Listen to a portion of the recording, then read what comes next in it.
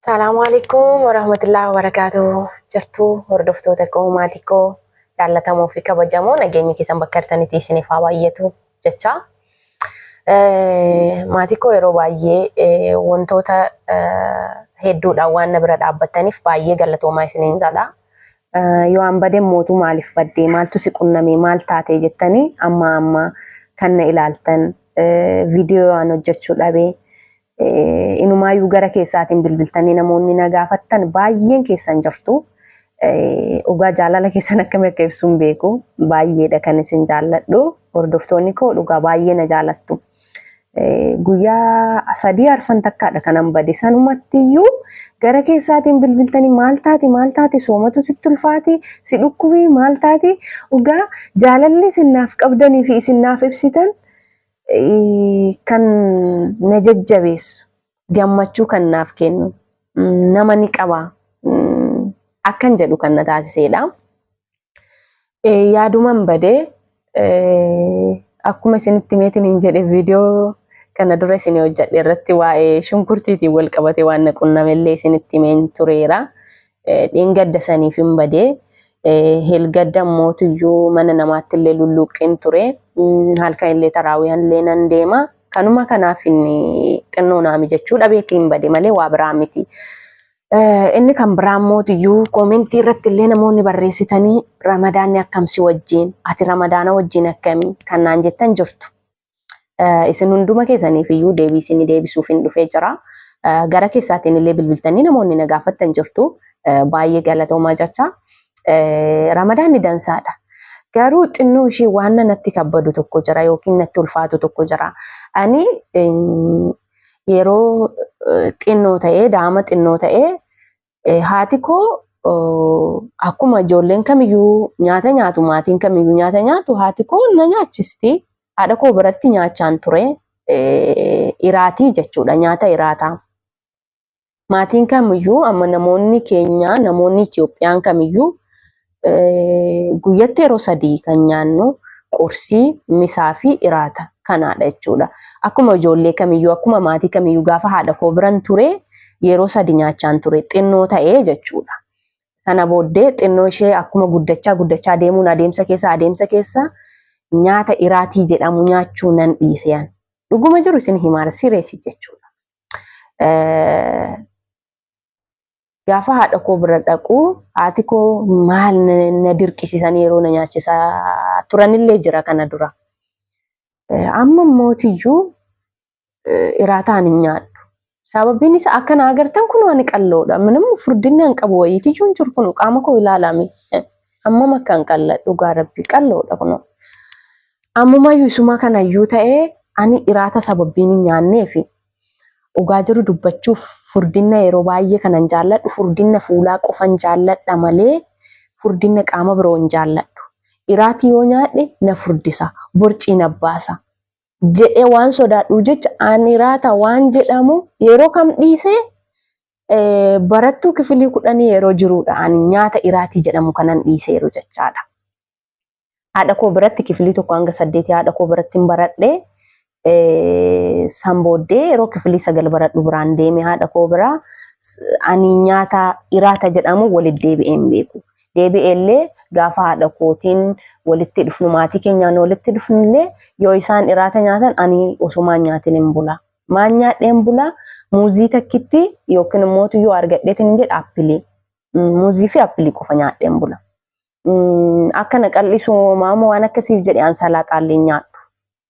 Sababiin isaa salaaxaa si qallisa qal'iseetiin si balleessa salaaxaan gaarii miti.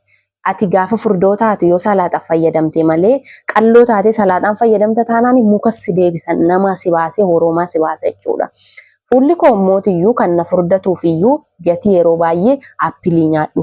Appilii ni fayyadamtu yookiin appilii ni nyaattu ta'ee taanaaniin fuulli keessan yeroo hundumaayyuu furdaadha. Qaamni keessan kun qallaadha. Fuulli kee hamma tokko gayaa jechaadha.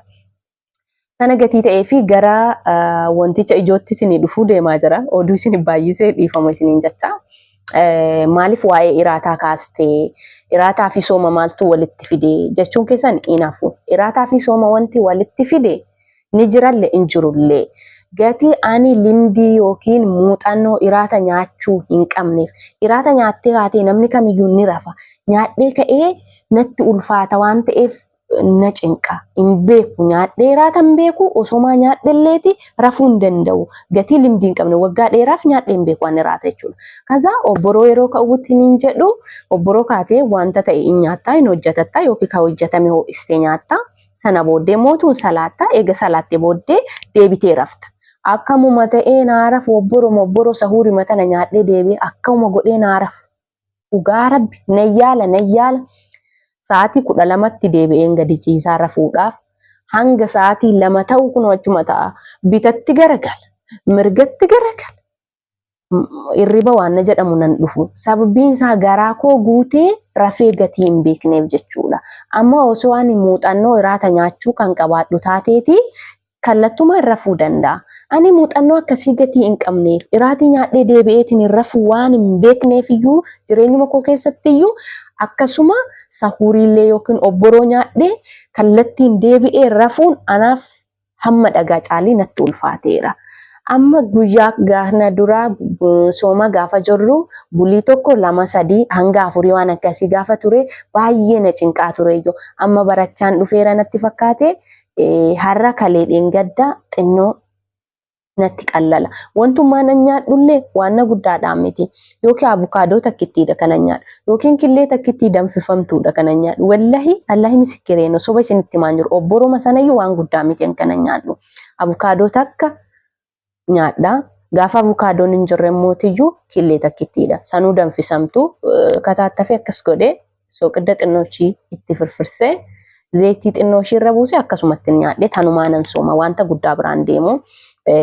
Guyyaa kana mootiyyuu indoomii danfiseeti kanan soomuuniyyuu obboroma sanuu kana nyaadhu waan qalalli jedhe waan salphaa waan happii waan sittiin ulfaanne dha.